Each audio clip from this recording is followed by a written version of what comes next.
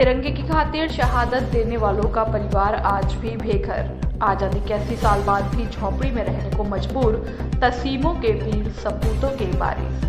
धौलपुर जिले का तस्लीमों गांव भारतीय स्वाधीनता इतिहास का वह स्वर्णिम पन्ना है, जहां 11 अप्रैल 1947 को तिरंगे की आन बान शान की रक्षा करते हुए शहीद छतर सिंह परमार और पंचम सिंह कुशवाहा ने हंसते हंसते अपने प्राणों की आहुति दे दी थी।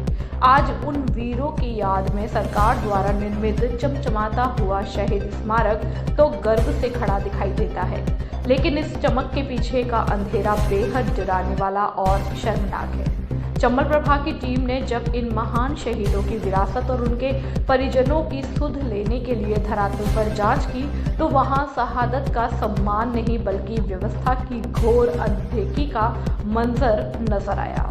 विडंबना देखिए कि जिन तिरंगे को ऊंचा रखने के लिए वीरों ने अपनी छाती पर गोलियां खाई, आज उन्हीं के परिवार के पास रहने को एक पक्की छत तक नहीं है।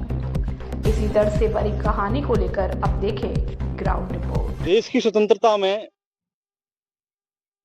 धौलपुर के तहसीलों के दो युवाओं ने अपनी शहादत की थी। वो नाम थे शहीद छतर सिंह और पंचम सिंह। देश को स्वतंत्र हुए 80 साल हो चुके हैं, लेकिन उनका जो परिवार है पंचम सिंह कुशवाहा का, वो आज ही दर दर की ठोकरें खा रहा है। आज चंबल प्रभा की टीम वहीं जा पहुंची है जो 80 साल पहले जिस युवा ने अपने देश की खातिर, अपने वतन की खातिर अपनी कुर्बानी की और अपने आप को हंसते हंसते अंग्रेजों की गोलियों से अपने आप को बलिदान किया, वही उन्हीं के परिवारजन हैं। ये जो आप देख रहे हैं, ये तस्वीरें देख रहे हैं आप, वो पंचम सिंह कुशवाहा की परिवारजनों की तस्वीरें हैं। मैं अपने सहयोगी से कहना चाहूंगा, एक बार दिखाने का प्रयास करें। ये जो आप झोंपड़ी नुमा जो आशियाना देख रहे हैं, वो पंचम सिंह कुशवाहा के परिवारजन हैं, जिन्होंने 11 अप्रैल 1947 को अंग्रेजों की गोलियों से अपने आप को बलिदान किया और देश की स्वतंत्रता के लिए, देश की रक्षा के लिए, अंग्रेजों की हुकूमत को दबाने के लिए अपने आप को सर्वोच्च बलिदान देते हुए अपने देश की रक्षा करते हुए बलिदान हुए। लेकिन आज 80 साल बीत जाने के बाद भी उनका जो परिवार हो, आप देख सकते हैं किस तरीके से झोंपड़ी नुमा, अब हम कह सकते हैं कि झोंपड़ी भी उनके सर के ऊपर नहीं है। ये जो हालात हैं वो विचलित और हैरान करने वाले हैं, क्योंकि जिस तरीके से 80 साल के अंदर लगातार सरकारें आई गई, नई सरकारें बनी, चाहे वो कांग्रेस की सरकार रही हो, चाहे फिर बीजेपी की सरकार रही हो, लेकिन किसी ने भी इन शहीदों के परिवारजनों की ओर नहीं देखा। उसका नतीजा है कि आज ये बेचारे झोंपड़ी भी इनके सर के ऊपर नहीं है। ये अपने आप में हैरान और परेशान और अपने आप में बहुत बड़ी बात है कि 80 साल के बाद शहीदों का परिवार किस तरीके से दर दर की ठोकरें खा रहा है और जो गरीबी रेखा होती है उससे भी नीचे जीवन यापन करने को मजबूर है। इनके मकान की जो कॉलोनियां मिलती हैं सरकार से, वो आज तक क्यों नहीं मिली, ये सबसे बड़ा सवाल खड़ा होता है। क्योंकि इस तरीके से चाहे कांग्रेस सरकार रही हो, चाहे बीजेपी सरकार रही हो, उनको ढोल पीटते हैं कि हमने 5 करोड़ आवास दिए हैं, इतने आवास दिए हैं, लेकिन यहाँ तक जो सुविधाएं हैं वो क्यों नहीं पहुंच पा रही हैं। ये अपने आप में सवाल खड़े करती है सरकारों की कार्यशैली पर। हमारे साथ इस वक्त मौजूद हैं उन्हीं के परिवारजन, उन्हीं से हम बात करने की कोशिश करेंगे कि क्या क्यों अब तक ये सुविधाएं नहीं मिल पाई हैं। क्या नाम है? क्या नाम है? ये सब 80 साल बीत जाने के बाद भी जो हालात हैं वो अपने आप में परेशान करने वाले हैं। क्या कहेंगे इसको लेकर?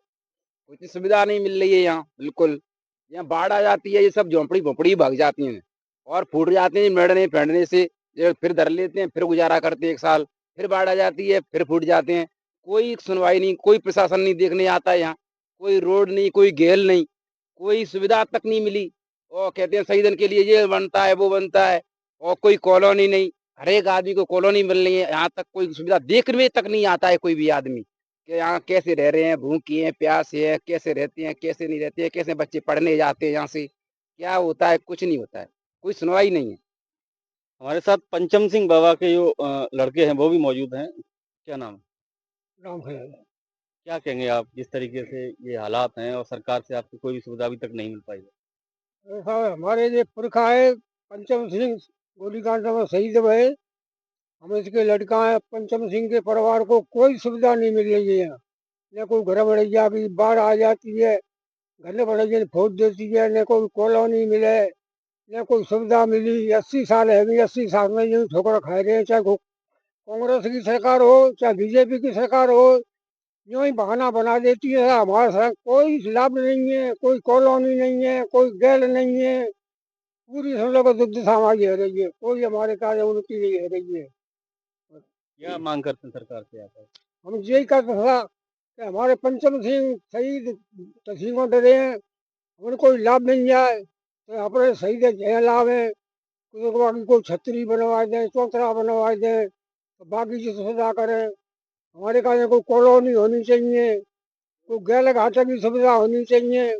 नंदी से जालंग डरी है तो सीमा से हमारा लेन देन में जालंग कोई हॉस्पिटल नहीं, कोई बाजार नहीं, तो गैले ही नाना पूरी कोई सुविधा ही नहीं है। हम सख्त रहते परेशान है। और हमारे पंचम सिंह पहली पार्ट डरे हैं और नदी पर गैल नहीं है खड़े हुए की आए जाए की। वो तो बाद की बात है, पहले आपके सर पर छत भी नहीं है, इसको लेकर क्या कहेंगे? इसके लिए करेगा कैसा कॉलोनी बनवाओ, कॉलोनी तब बनेगी तब गैल सुविधा ही ना खड़े रहेगी तो क्या करेंगे मकान अंते। पहले तो गैल ही होनी चाहिए। वोट किसको देती है? वोट तो सरपंच इनके देते हैं जो बैठे हैं। जरा सरपंच साहब गैल ही नहीं बनवा रहे हैं, गिट्टी बिछवा रहे हैं, कुछ ही नहीं करवा रहे हैं। क्या नाम है? शंकरिया। क्या कहेंगे जिस तरीके से कोई भी सुविधा 80 साल में नहीं मिल पाई है और जो आप झोंपड़ी नुमा घर में रहने को मजबूर हैं? मैं कहूंगी कि तब ते हमारे ससुर शहीद रह गए, तब ते हमने कोई सुविधा ना मिली, झोंपड़ी में रह रहे हैं और बहुत परेशान है यहाँ, बहुत ज्यादा नदी में डर रहे हैं।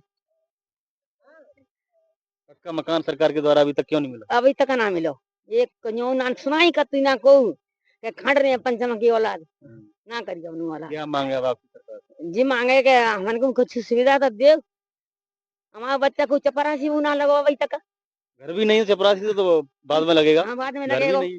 झोंपड़ी डरिए तो मंदी करेंगे वही जैसे ये नहीं रहते हैं सदा समझिए यही झोंपड़ी हमारे। अब हमारे साथ मौजूद हैं दीप सिंह कुशवाहा, पंचायत समिति सदस्य शैम्पू। इस पूरे मामले को लेकर आप क्या देखते हैं? जिस तरीके से शहीदों के परिवार को कहीं न कहीं 80 साल के बाद भी जो सुविधाएँ हैं मूलभूत वो नहीं मिल पाई हैं, झोंपड़ी-नुमा आशियाने में रहने को वो मजबूर हैं। क्या कहेंगे इसको लेकर? मैं स्थानीय जिला कलेक्टर महोदय जी से अनुरोध करना चाहूँगा कि एक टीम बनाकर यहाँ भिजवाई जाए एसडीएम महोदय के सानिध्य में या विकास अधिकारी जी के सानिध्य में। और ये शहीद के परिजन हैं, ये पंचम सिंह चत्तर सिंह जो शहीद हुए थे, उनका एक परिवार हमारे आरी की मड़ैया में निवास करता है। तो इनके लिए न तो को पानी की समस्या है, न बिजली, ना ही पानी है, ना बिजली है, ना रहने के लिए मकान है और ना ही इनके लिए रास्ते की सुविधा है। वो सभी सुविधाओं से वंचित हैं। मैं जिला कलेक्टर महोदय से अनुरोध करना चाहता हूं कि एक बार टीम बना के भिजवाएं और इनको जो भी मूलभूत सुविधाएं हम सरकार द्वारा जो मुहैया हो सकती हैं वो मूलभूत सुविधाओं को इनको उपलब्ध कराना चाहिए। यहाँ हर बार हर बरसात के समय बाढ़ आती है, ये इनके कच्चे मकान हैं जो डूब जाते हैं और फिर ये पूरे बेचारे ये आप इसको क्या बोलते हैं, फूस फूस और झोंपड़ी, इनमें ये निवास करते हैं। हर बार बनाते हैं, हर बार ये धराशायी हो जाते हैं, इनका जीवन इसी तरह नरक बना हुआ है। तो मैं स्थानीय जिला कलेक्टर महोदय से अनुरोध करना चाहता हूँ, एक तो इनकी जो तसीमों से आरी के लिए जो रास्ता है, बीच में पारबती नदी पड़ती है, ये बेचारे कल बीमार हो जाएं, इनके बच्चे पढ़ने के लिए जाएं तो कोई सुविधा नहीं है। वहाँ एक रपट का निर्माण कराया जाए, वहाँ प्रपोजल भिजवाया जाए बना के। और एक इनके लिए जो भी मकान है, इनको इंदिरा आवास जो भी कॉलोनी मिलती है ग्राम पंचायत द्वारा, वो इनको कॉलोनी कॉलोनी सुविधा उपलब्ध कराई जाए। और यहाँ बिजली भी आनी चाहिए और पानी के लिए जो भी सुविधा उपलब्ध, पानी के लिए भी इनकी समस्या का समाधान होना चाहिए। मैं तो इतना कहना चाहता हूँ। कौन सी सरकार जिम्मेदार है? 80 सालों से लगातार कांग्रेस की सरकार भी रही है, बीजेपी की सरकार भी रही है, लेकिन इसके लिए कौन जिम्मेदार है? इसीलिए सरकार तो सभी जिम्मेदार हैं। सरकार हमारी शहीदों के लिए जो भी सुविधा उपलब्ध कर रही है, तो शहीद के परिजनों को भी ऐसी सुविधाओं का लाभ मिलना चाहिए। मेरा तो एक शहीद चतर सिंह और पंचम सिंह के जो परिवार है उनको 80 साल के बाद भी अभी तक जो सुख सुविधाएं होती हैं, मूलभूत आवश्यकताएं, और उनको नहीं मिल पाई हैं, उसको लेकर क्या कहेंगे आप? कई बार हम 10-15 सालों से प्रयास कर रहे हैं उनके परिजनों को एक कोई सुविधा जो शहीदों की मिलती है आज तक उनको नहीं मिली है। कई परिवार तो ऐसे हैं पंचम सिंह जी के जो आज झोंपड़ियों में रह रहे हैं, उन्होंने कई बार प्रशासन से कई बार गुहार लगाई कि हमारे शहीद परिजन हो गए हैं, उनके नाम से क्या रपट बनवाई जाए। हमारे गांव के लिए रपट नहीं है, वो नदी के किनारे आते हैं। लेकिन प्रशासन ने, राजनेताओं ने अभी तक इन 2 शहीदों के बारे में कोई सुध नहीं ली है। आप ये स्मारक भी देख रहे हैं, उन शहीदों का स्मारक 75 साल बाद बन के तैयार हुआ है। आज उन्हें मैं समझता हूँ धौलपुर जिले के इन शहीदों को सच्ची श्रद्धांजलि इस स्मारक बनने से मिली है। आपके माध्यम से मैं आग्रह करना चाहता हूँ कि दोनों परिवार ऐसे गरीब पोजीशन से जी रहे हैं, कोई ईंट भट्टों पर काम कर रहा है, कोई मजदूरी कर रहा है। उन परिवारों को आपके माध्यम से सूचित करना चाहता हूँ कि उन्हें एक सहायता के रूप में उनकी जिंदगी अच्छी की जाए। तो जैसा कि आपने देखा कि किस तरीके से शहीदों के परिवार दर-दर की ठोकरें खाने के बाद भी एक नरकीय जीवन जीने को मजबूर हैं। कहा जाता है कि शहीदों की चिताओं पर लगेंगे हर वर्ष मेले।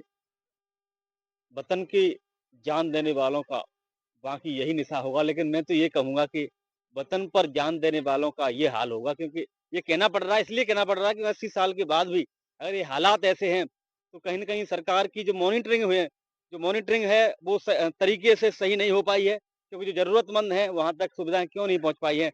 ये सवाल खड़ा होता है और ये बड़ा सवाल है कि जो ज़रूरतमंद हैं उन तक सुविधाएँ क्यों नहीं पहुँच पाई हैं, और उसके अलावा शहीदों के परिवार होते हुए भी उनका ध्यान क्यों नहीं रखा गया है? ये अपने आप में बहुत बड़े सवाल खड़े करता है। फिलहाल के लिए इतना ही। कैमरा पर्सन राहुल कुमार के साथ मैं अजीत परिहार। नमस्कार।